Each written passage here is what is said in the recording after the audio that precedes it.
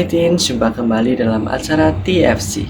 Kali ini kita akan menyimak tulisan dari Pendeta Yohanes Augusta dalam buku Renungan Teens for Christ dengan judul Penggoda Tak Kasat Mata yang berdasarkan Matius 4 ayat yang pertama sampai ke-11 bersama saya, Pandu Widya Pujo Putranto. Marilah kita berdoa sebelum kita membaca firman Tuhan.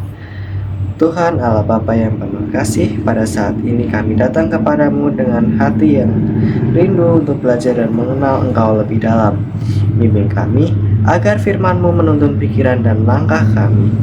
Jauhkan kami dari segala godaan yang ingin menjauhkan kami dari terang-Mu. Kuduskan waktu renungan ini supaya apa yang kami dengar boleh menguatkan kami dalam hidup kami sebagai remaja-Mu. Di dalam nama Yesus kami sudah berdoa. Amin. Yang menjadi pusat permenungan kita adalah Matius 4 ayatnya yang keempat. Saya akan membacakannya untuk kita semua. Jawab Yesus, ada tertulis, manusia hidup bukan dari roti saja, tetapi dari setiap firman yang keluar dari mulut Allah. Pernahkah kamu merasa seperti ada yang menggoda atau menjebak kamu untuk melakukan hal yang salah, meskipun kamu tahu itu tidak baik? Misalnya, di sekolah, kamu tergoda untuk menyontek karena takut untuk mendapat nilai jelek, atau tergoda untuk ikut teman-teman melakukan hal yang tidak benar hanya supaya kamu diterima. Pencobaan itu sering datang secara tak kasat mata. Karena itu, kita sering kurang menyadari bahwa hal itu adalah sebuah godaan. Jadi, dapat dikatakan bahwa hidup sebagai remaja penuh dengan pilihan dan godaan.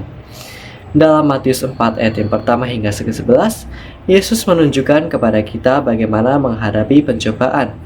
Setelah Yesus dibaptis, ia dibawa ke padang gurun untuk dicobai oleh iblis.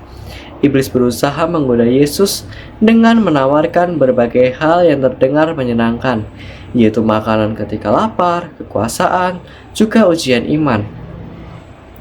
Yesus diuji ketika ia sedang lemah, baru saja berpuasa 40 hari dan 40 malam.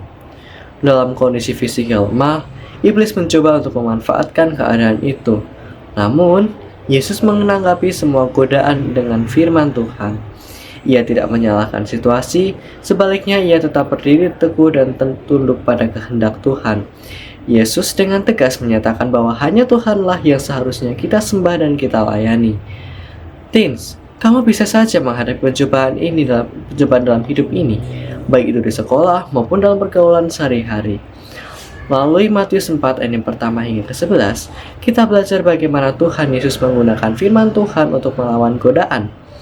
Karena itu, pertahankan prioritas hidup yang benar dan jangan biarkan keadaan membuatmu jatuh.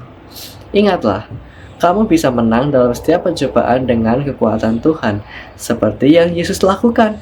Kuncinya adalah semakin mengenal Tuhan melalui firman-Nya. Marilah kita berdoa. Tuhan Yesus, terima kasih untuk firman-Mu yang telah kami dengar. Tolong kami, supaya apa yang kami pelajari dapat kami hidupi dan kami lakukan dalam hidup kami sehari-hari. Tuntunlah kami, agar kami dapat menggunakan firman-Mu dalam menghadapi setiap godaan yang kami hadapi. Demi Kristus Yesus kami sudah berdoa. Amin. Demikian renungan kita pada hari ini.